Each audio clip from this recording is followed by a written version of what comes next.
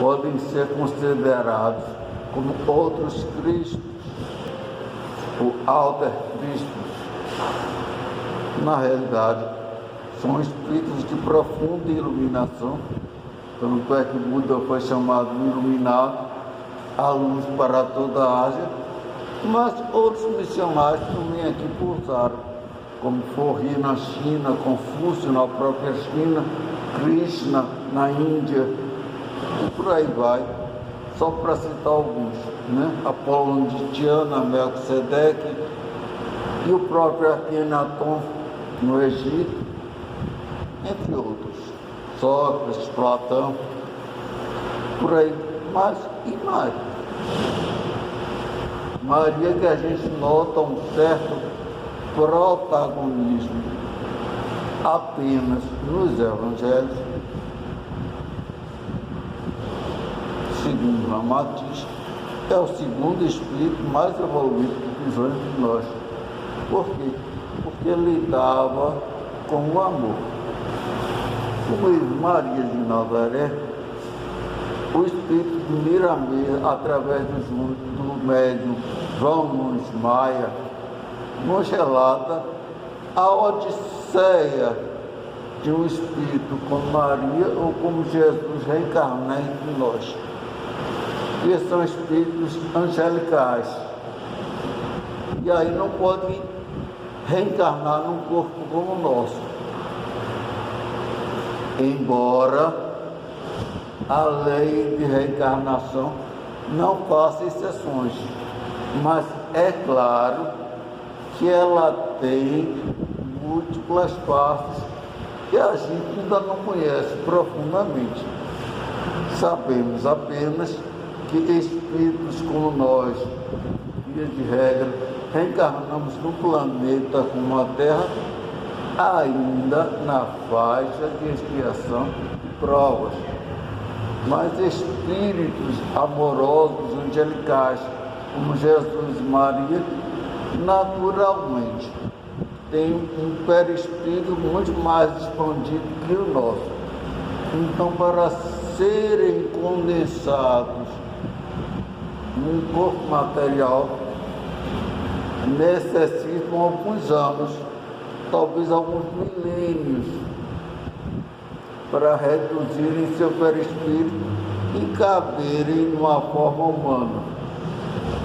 Por isso que o Cristo foi citado pelos profetas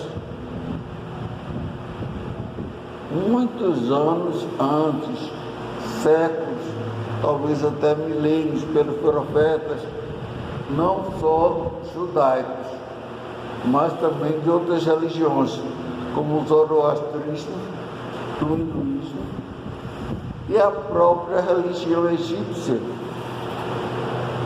Todos esperavam esse Messias. Tanto é que quando ele nasceu, 3 sábios se deslocaram para seu local de nascimento: Baltazar, Melquior, vieram com aquelas figuras que hoje nós conhecemos como os reis magos, ou seja, aqueles que eram iniciados e que por isso entendiam que naquele instante estava a reencarnar o Messias. Claro, Maria tinha que ser um espírito especial. Também Jesus, também José, que havia de ser pai de Jesus, tinha que ser um espírito especial. Maria teve seu nascimento anunciado a seus pais, Ana e Eli, ainda na aldeia de Nazaré, tão pequena, ao norte de Israel, em plena Galileia. Lá Maria foi anunciada, mas foi anunciada também a rabinos do templo de Jerusalém, onde se encontrava, digamos, a sede da doutrina judaica. E um rabi se deslocou de Jerusalém até Nazaré, que eram cerca de 100 quilômetros, e que naquela época, naturalmente, demandavam uma viagem de muito esforço, e foi até lá, de essa menina que deveria ser a mãe do Messias. Naturalmente, o rabino, que Miramê cita como Azedão Boá, encantou-se com a menina pela sua graciosidade, pela energia que dela emanava, e relatou isso aos seus pares no templo de Salomão, aquele que havia sido idealizado por Davi, construído por Salomão, para ser sede de toda a doutrina espírita, ou pelo outro lado, toda a doutrina judaica.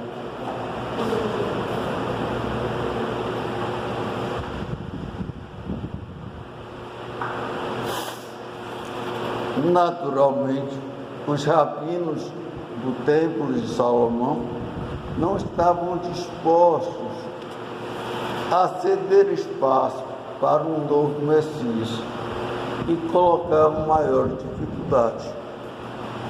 E decidiram vigiar essa tal menina e a internaram do templo como virgem, para ser educada como virgem no templo de Salomão, porque naquela época havia uma escola no templo de Salomão apenas para as filhas dos rabinos e nobres da corte, de maneira que elas fossem educadas como virgens ali no templo.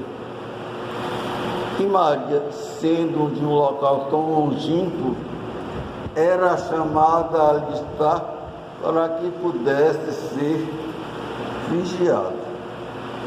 Mas Maria, naturalmente, quando adentrou a escola do templo, conquistou sua preceptora e muitas das suas colegas.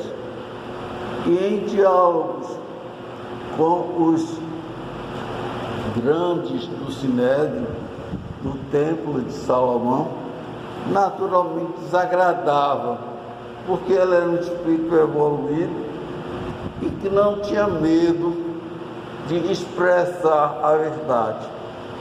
E com isso desagradava muito. Quando ela estava próxima aos 15 anos, foi devolvida a seu lar, como uma forma de ela perturbar menos o templo de Jerusalém. Maria retornou ao seu lar, feliz da vida, exercendo o trabalho comunitário com seus pais, conhecendo também o trabalho dos essênios, que ficavam próximos a Nazaré, no Monte Carmelo. Daí mais tarde ela ser chamada também de Nossa Senhora do Monte Carmelo ou Nossa Senhora do Carmo, entre as muitas denominações que Maria tem. Conhecendo os essênios, pôde ela se inteirar melhor da sua missão de ser mãe do Messias. Mas os rabinos do templo não se davam por vencidos. E baseados na Escritura, em que o Messias tinha que vir de uma virgem, nomearam um varão que estava servindo ao templo, mas que sem ele saberem também era essênio, chamado José. Como era costume na época, lá os pais eram denominados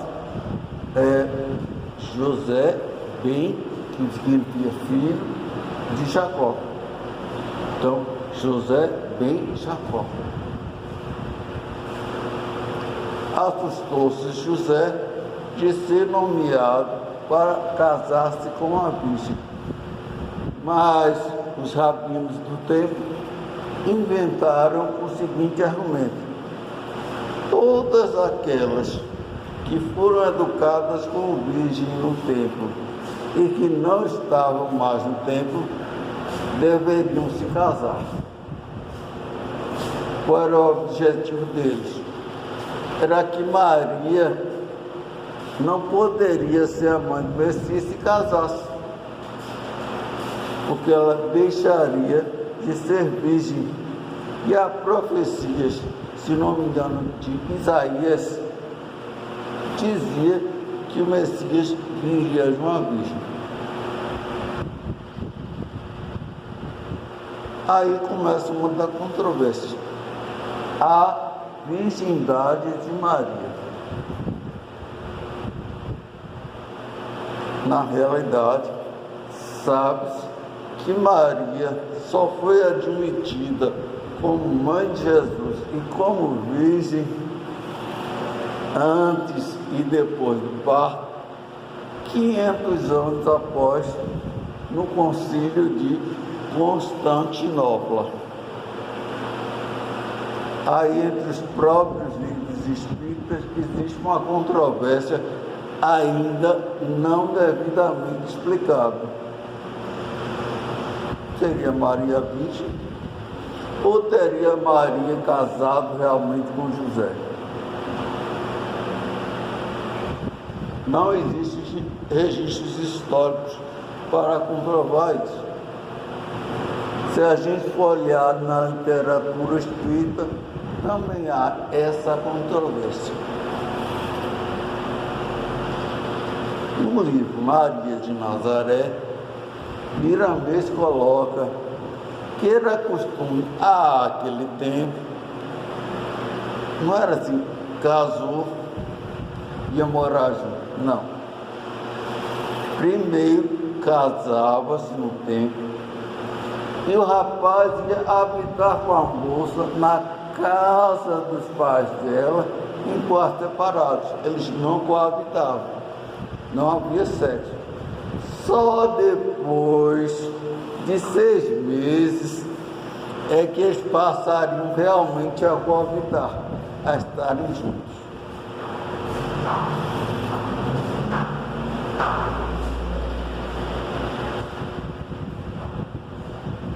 Aí Miramês defende que Maria concebeu o Cristo virgem por intervenção dos anjos que a visitaram, que ela disse ser o Espírito Santo, mas que na realidade, relata Miramês, foram 3 anjos que visitaram Maria na ocasião. E o que é que ele defende? Ele defende uma espécie de inseminação artificial, porque ele achava que um espermatozoide masculino de um ser aqui da Terra não seria suficiente para gerar um corpo para um espírito angelical como Jesus. Esse eu acho um detalhe de somenos importância. O importante é a característica moral da Maria, do José e do próprio Jesus, que iria transformar a humanidade. Esse detalhe físico é apenas um detalhe. Da mesma forma que eu especulo se Jesus era louro, de olhos azuis, ou era preto. Aqui Miramês descreve Cristo como louro de olhos azuis.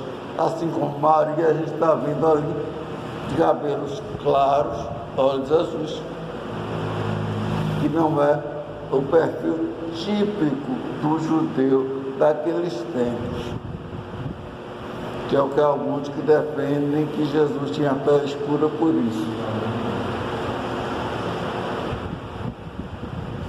Que mal isso fará se for preto, branco, amarelo, louro, moreno?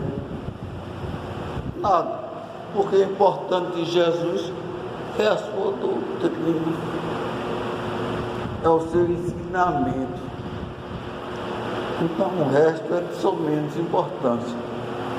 Mas o fato é que Miramis defende que houve essa intervenção e como que uma inseminação artificial vinda de outros planetas, até mesmo de fora da galáxia, por esses anjos que manipularam o espermatozoide para que ele entrasse no corpo de Maria antes que ela conhecesse José. Tendo feito isso,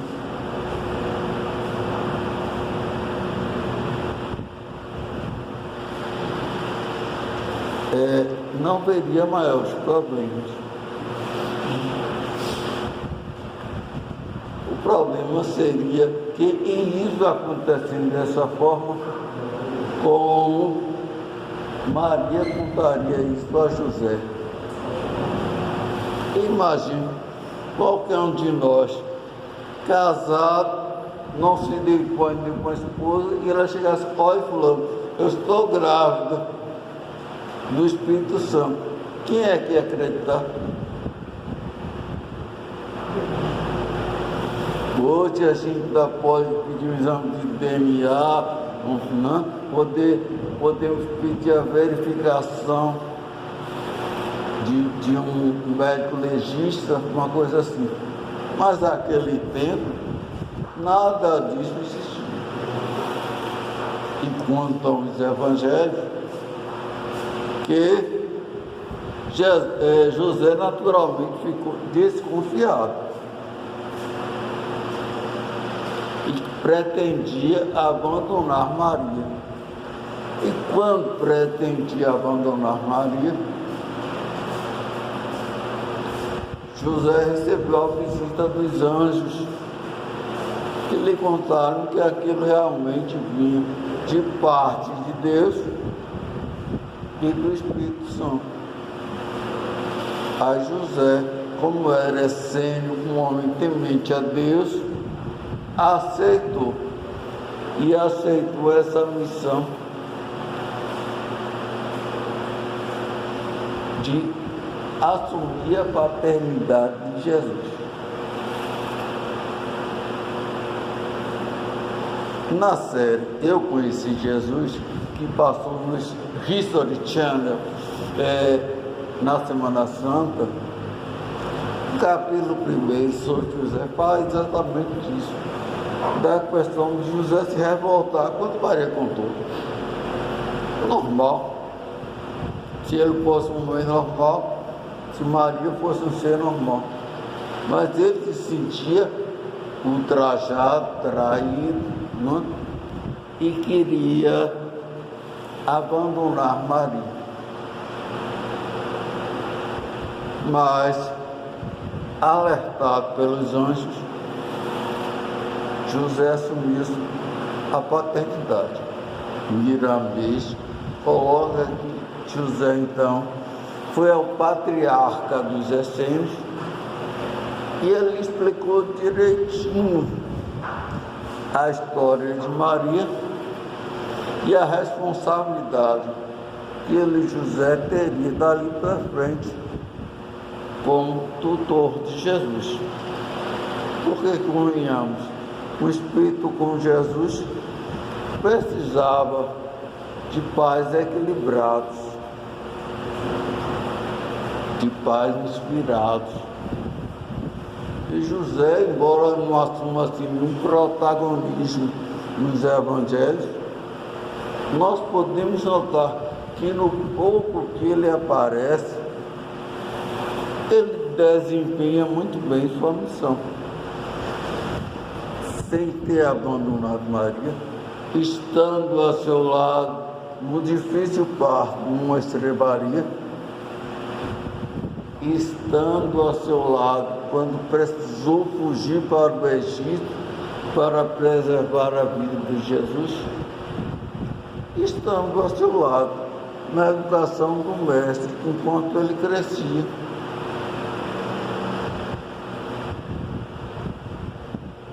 Maria desempenhou um protagonismo maior porque ela acompanhou o Mestre nas suas pregações, junto com outras mulheres que estavam ali,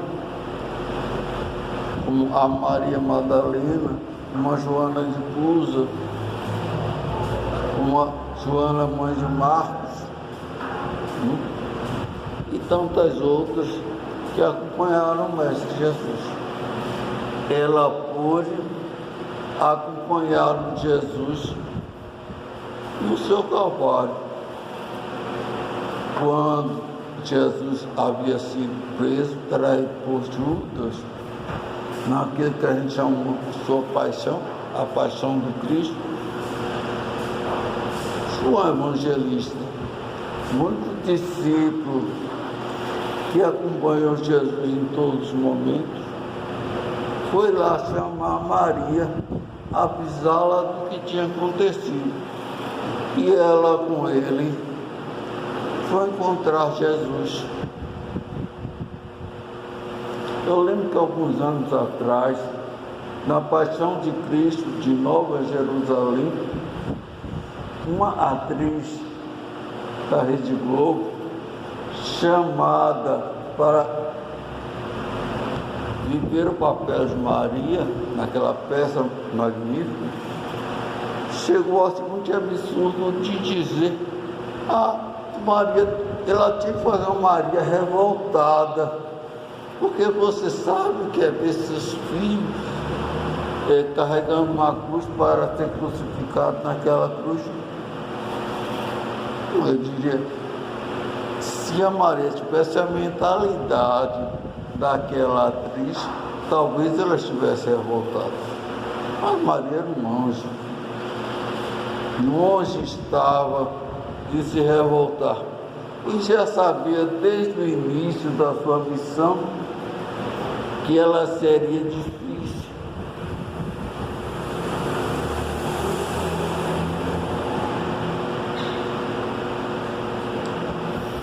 Que ela seria difícil.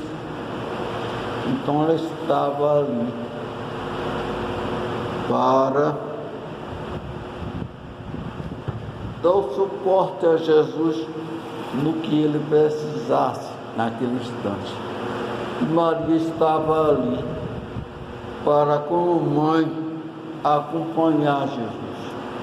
Naquela cena que também a gente vê relatado nos evangelhos e que Kardec destaca em um dos seus capítulos, né? Quem é minha mãe, quem são meus irmãos? Na realidade, é porque os irmãos não tinham um certo ciúme do cuidado de Maria com Jesus. Porque Maria sabia que os outros filhos estavam para o mundo e que Jesus tinha uma missão especial para o mundo. Então, que era uma missão sofrida, dolorida, trabalhosa. E ela então estava ali para Jesus em todos os instantes. Coisa mais magnífica de vermos a Pietà do Michelangelo, né? Eternizando o momento em que Jesus é retirado da cruz e colocado nos braços de Maria. Nem todas as mães teriam condições de suportar aquilo. Só um espírito angelical poderia abraçar seu filho naquele instante. A maioria de nós talvez estivesse revoltado como estava a atriz da Rede Globo. Talvez estivéssemos pensando que aquilo é um absurdo. Mas Maria sabia que tudo aquilo tinha uma simbologia para o futuro da humanidade. E ainda na cruz, quando Jesus disse: mulher, aí está teu filho, mostrando a Maria, o João Evangelista, e dizendo: filho, aí está tua mãe, assumiram os dois essa responsabilidade, e logo que pôde, João levou Maria para Éfeso, a fim de construir lá uma casinha para ela, em que ela pudesse dar prosseguimento à sua orientação amorosa, acolhendo os peregrinos que por ali passavam. Miriam, em outro livro, também nos diz que ali em Éfeso, Maria chegou até mesmo a recepcionar Barrabás, que havia sido solto no lugar do Cristo, porque ele se sentia assim, culpado de ter deixado Cristo ter sido crucificado em seu lugar. Mas Maria o acolheu com todo o amor, porque sabia que aquilo não dependia de Barrabás, e que aquilo estava na missão do seu filho Jesus. E lá em Éfeso, nos relata também Humberto de Campos, no livro Boa Nova, Maria iria receber o próprio Cristo novamente com suas chagas, para que enfim ela pudesse desencarnar e, como espírito, visitar os que sofrem. Nos conta Miramês que imediatamente após o desencarne de Maria nos braços de Jesus, eles foram aos circos romanos, onde os primeiros cristãos estavam sendo perseguidos por Nero. Eles foram ao umbral denso visitar o nosso amigo Judas, e daí também depois nos relata Ivone Pereira em sua mediunidade, o livro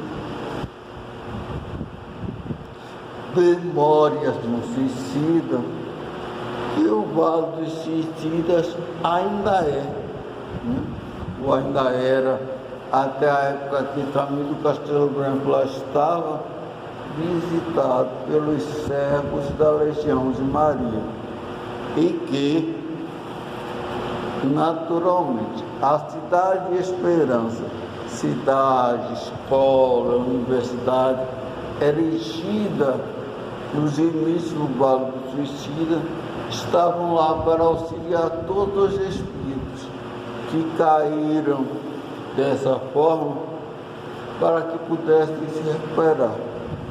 E eram assistidos por Maria. Mais tarde, Chico Xavier, ansioso, desejoso de conhecer a forma de Maria, pede a Emmanuel para visitar esse hospital na espiritualidade e descrever o quadro que está lá de Maria. Então, aquela imagem que a gente viu aqui no início é exatamente o que foi pintado a partir da descrição do Emmanuel. É uma espécie de retrato falado. A gente vê ali Maria com seus cabelos à moda dos nazarenos, ou seja, repartido aqui no meio, olhos profundamente azuis, que foi o que mais deu trabalho ao artista, segundo Chico Xavier. E hoje essa imagem percorre o Brasil todo, que nos dá a dimensão diríamos assim, da missão de Maria, de acolher Jesus. E é claro, como Jesus é governador desse planeta, e Maria cunhou por ele uma profunda afeição pelos sofredores que aqui estavam, desejou aqui permanecer e permanece nessa missão de orientar, né, o ser humano que ainda está aqui, 2000 e alguns anos depois do Cristo, ainda nesse preparativo para ser um planeta de regeneração. Ora, desde a vinda do Mestre era para que nós tivéssemos nos libertado das nossas imperfeições. Mas sabe o Mestre de Maria, na natureza nada dá saltos, como 18 séculos, 19 séculos depois, diria Kardec. Nós estamos aqui ainda caminhando a passos lentos, tentando vencer a nossa imperfeição, a nossa falta de virtude, os nossos vícios,